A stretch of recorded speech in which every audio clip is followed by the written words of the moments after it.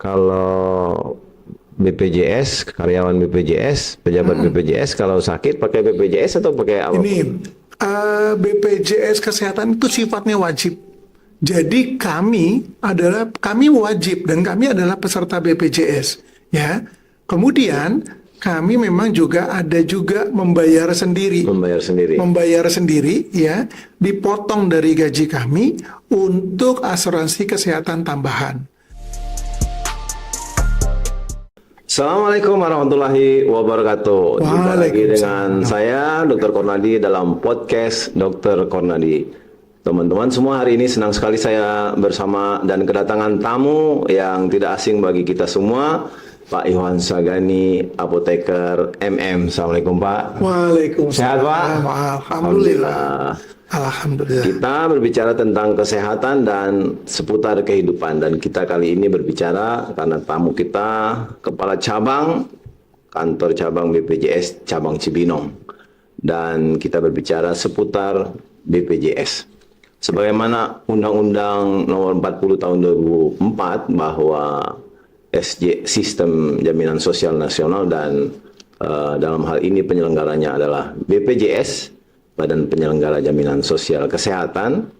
Kali ini kita memperdalam dan mudah-mudahan memberikan edukasi buat kita semua terkait dengan BPJS maupun pelayanannya maupun providernya. Baik, Pak, silahkan memperkenalkan diri. Baik, terima kasih Dr. Kornadi. Saya perkenalkan diri, saya Muhammad Ikhwan Syagani. Saya adalah Kepala BPJS Kesehatan Cabang Cibinong sejak Februari 2023. Baik, terima kasih Pak Iwan. Sebagaimana kita ketahui Pak Iwan, bahwa kepesertaan BPJS menjadi hal yang sangat penting. Betul. Dan itu merupakan salah satu sumber pendanaan dari BPJS, bahkan yang paling penting, ya kan? Ya, ya. Jadi bisa nggak Pak dijelaskan siapa saja yang wajib menjadi peserta BPJS Kesehatan ini sesuai dengan regulasi peraturan perundang-undangan kita? Baik, terima kasih Dr. Kor. Yang pertama, menurut Undang-Undang 40 tahun 2004 tentang SJSN tadi, Dr. Kornadi udah ngomong, dan Perpres nomor 82 tahun 2018 tentang jaminan kesehatan, bahwasanya setiap orang Indonesia, setiap warga negara wajib menjadi peserta JKN. Kalau untuk orang-orang asing, setelah tinggal 6 bulan juga wajib menjadi peserta jaminan kesehatan nasional. Itu. Jadi kalau saya sering tukar nih, kalau boleh saya tambahkan sedikit. Yang sering ketukar nih orang ngomong peserta BPJS, kemudian kartu KIS gitu ya. Nah, kalau kita ngomong peserta, sebenarnya programnya namanya peserta program jaminan kesehatan nasional. Kami BPJS Kesehatan adalah penyelenggaranya. Jadi yang betul adalah peserta JKN. Itu Pak. Baik Pak. Jadi semua warga negara diharapkan dan diwajibkan untuk menjadi peserta BPJS. Sampai sekarang kira-kira untuk Indonesia sudah berapa persen Pak? Ataukah sudah UHC dan utamanya untuk Bogor? Kalau UHC, ditanya soal UHC, dulu kan UHC menurut RPJMN hanya 95%. Tapi saat ini kita ada 98% lebih.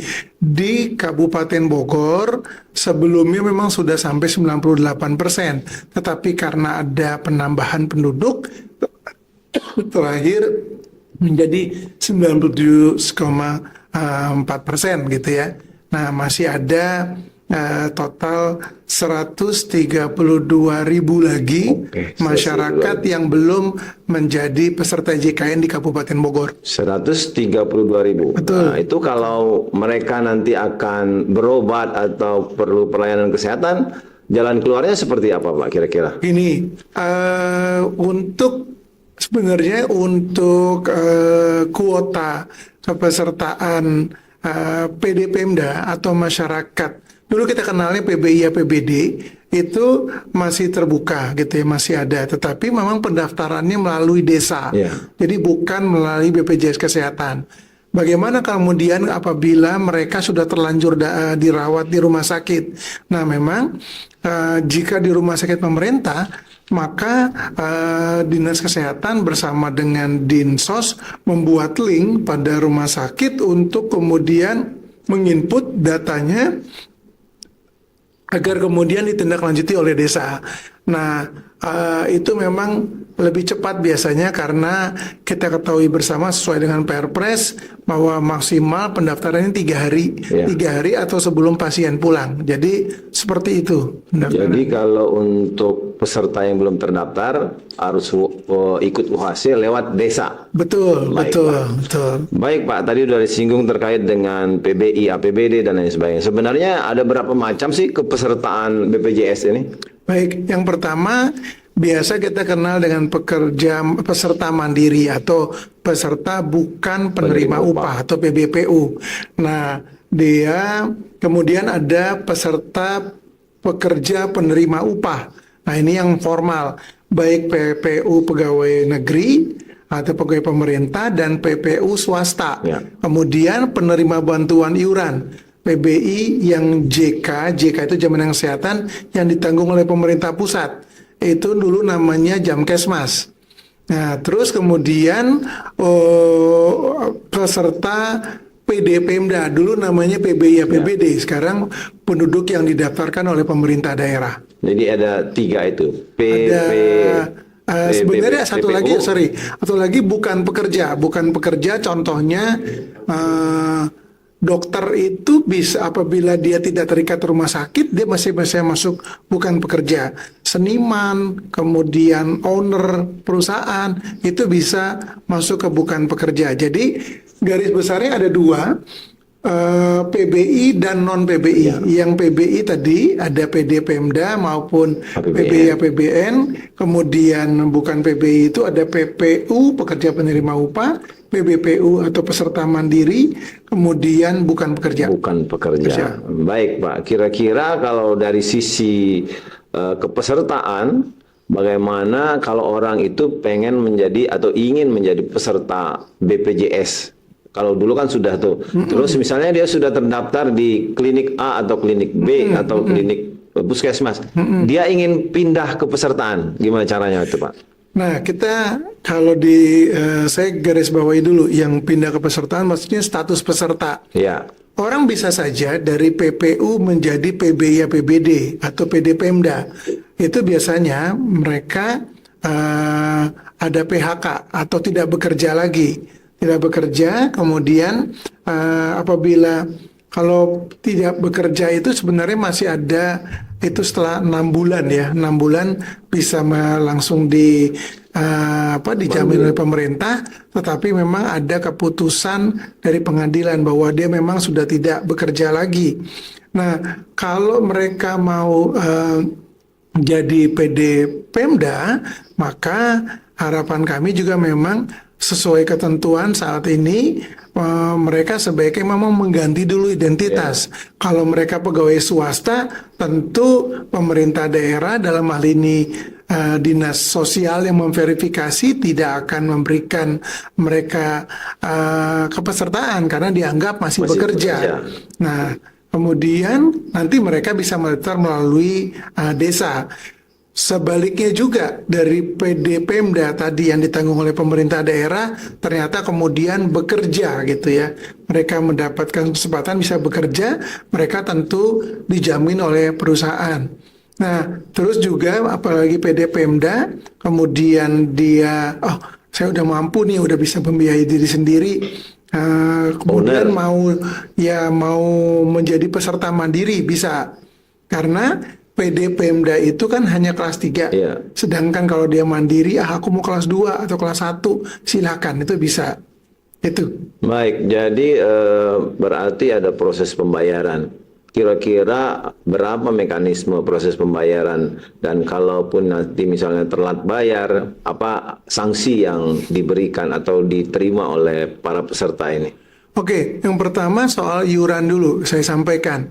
Iuran itu kalau misalnya pekerja bukan menerima upah atau bukan pekerja, itu kelas 1-nya 150.000 per orang per Ya, bulan. 100. Kelas 2 itu 100.000 per orang per bulan, dan kelas 3 sebenarnya 42.000 per orang per bulan.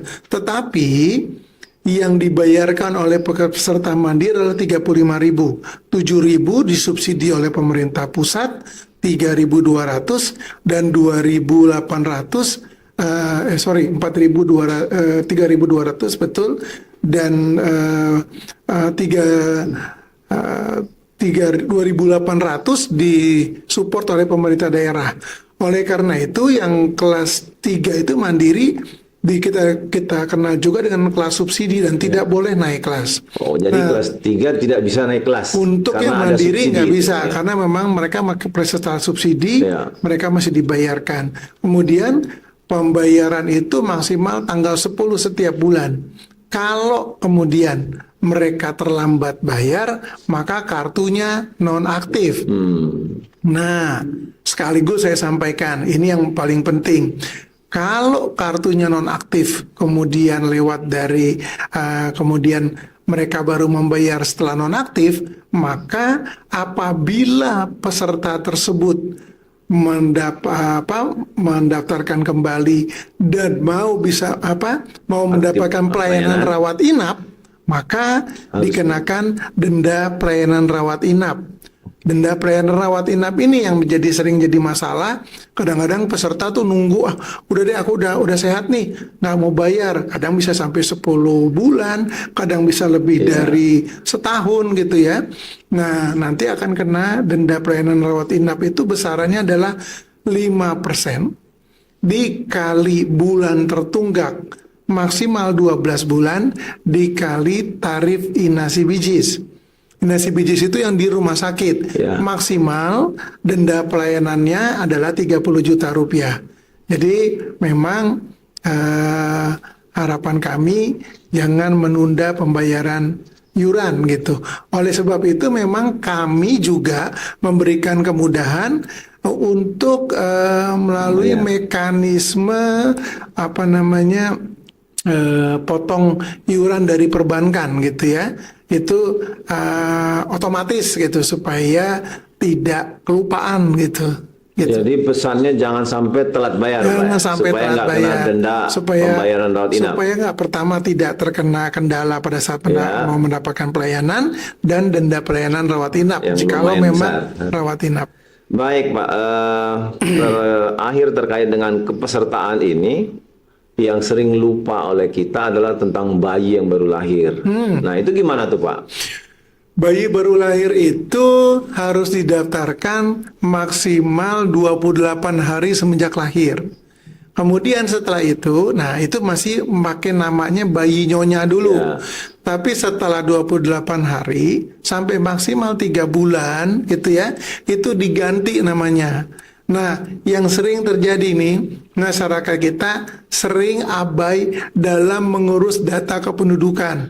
Jadi anaknya nggak diurus-urus tuh, masih bayi nyonya, padahal kan sebenarnya tinggal diganti. Iya. Dia bisa datang, nanti misalnya anak itu udah punya nama, digantilah menjadi nama anak tersebut, bukan bayi nyonya lagi gitu. Nah, kalau dia terlambat mendaftarkan, karena bayi ini kan mestinya udah langsung aktif, dia akan kena tuh denda juga. Karena apa? Dia tidak didaftarkan oleh orang tuanya. Jadi hati-hati, sebaiknya memang bayi baru lahir segera didaftarkan gitu ya. Karena memang kita sudah memberikan kemudahan di rumah sakit. Itu rumah sakit akan memberikan edukasi kepada rumah sakit dan vaskes ya, bahwa ayo didaftarkan, kemudian nanti berikan kemudahan juga mereka yang membantu ngurus gitu ya. Nah, nanti mereka punya link, mereka mendaftarkan. Nah, gitu tuh. Kalau yang di vaskes pertama pun, puskesmas juga kami udah berikan kemudahan juga, memberitahukan kepada peserta untuk mendaftarkan anaknya gitu ya. Jadi sekarang vaskes pertama pun sudah mengingatkan peserta tersebut. Baik, jadi jangan lupa urus data kependudukan Betul, dan daftarkan bayi baru lahir Anda Ya. sebelum terlambat. Betul. Kalau sudah terlambat kena denda. Kena denda lagi. Baik Pak Iwan, kita lanjut ke fokus kita tentang pelayanan kesehatan baik di FKTP maupun FKRTL. Ya. Kira-kira sebenarnya kalau berdasarkan peraturan BPJS, apa saja sih sebenarnya yang dijamin di fasilitas kesehatan tingkat pertama? Baik, yang pertama kalau di Vaskes tingkat pertama itu tingkat pertama itu saya perlu jelaskan bahwa